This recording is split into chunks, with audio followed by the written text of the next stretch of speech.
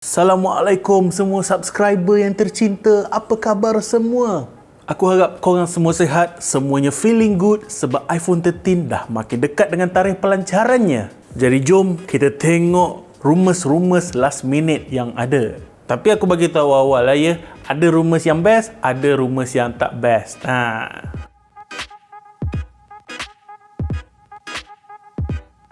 Jadi ayuh kita tengok rumours yang pertama, iaitu iPhone 13 bakal menggunakan satellite connection. Menurut seorang Apple analyst ni yang bernama Ming Chi Kuo, iPhone 13 mungkin didatangi dengan satellite connection melalui versi modem custom Qualcomm X60. Senang cerita, bila diaktifkan, ciri ini akan membenarkan pengguna membuat call, menghantar mesej tanpa memerlukan cellular connection. Well, actually satellite communication ni dah ada lama dah. Dia ada dekat macam phone-phone survival yang tebal-tebal yang orang bawa pergi masuk hutan tu semua kan.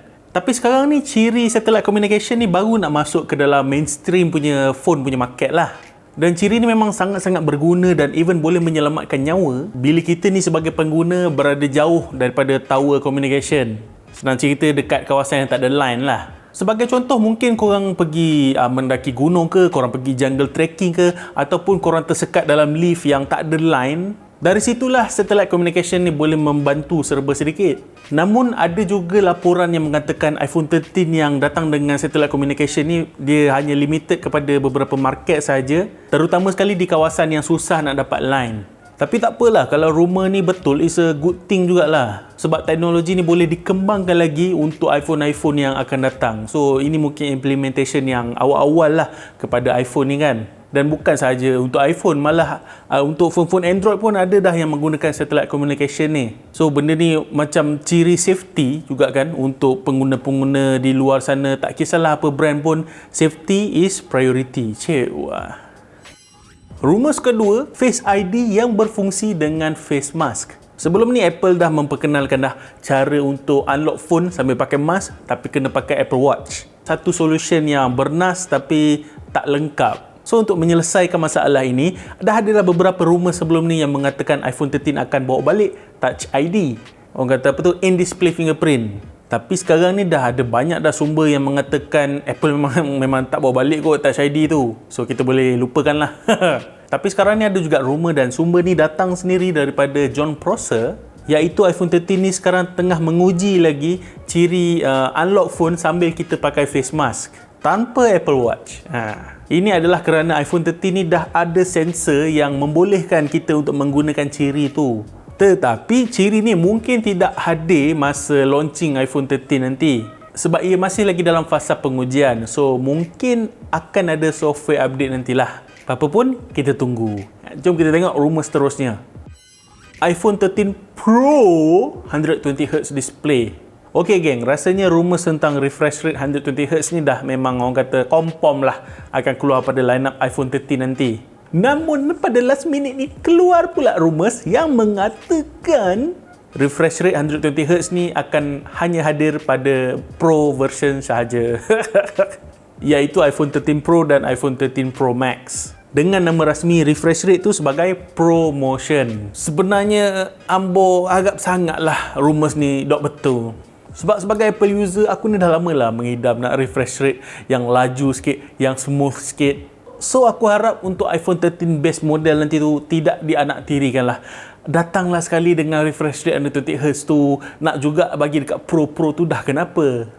Jadi tolonglah rumours ni tidak benar. Tolonglah. Rumours yang keempat, video portrait dan astrofotografi. iPhone 13 mungkin akan datang dengan ciri portrait mode video, di mana pengguna bolehlah nak record video bokeh nampak blur-blur sikit belakang tu kan. Dan ciri ni mungkin akan menarik perhatian content creator di luar sana, mungkin tiktokers, mungkin street videographer yang nak ambil video on the go, senang dalam poket je kan. Dan iPhone ni dalam kalangan brand yang terbaik lah yang menghasilkan gambar portrait yang cantik. Dan aku excited untuk tengok macam mana Apple implementasikan dia punya portrait dalam bentuk video nanti.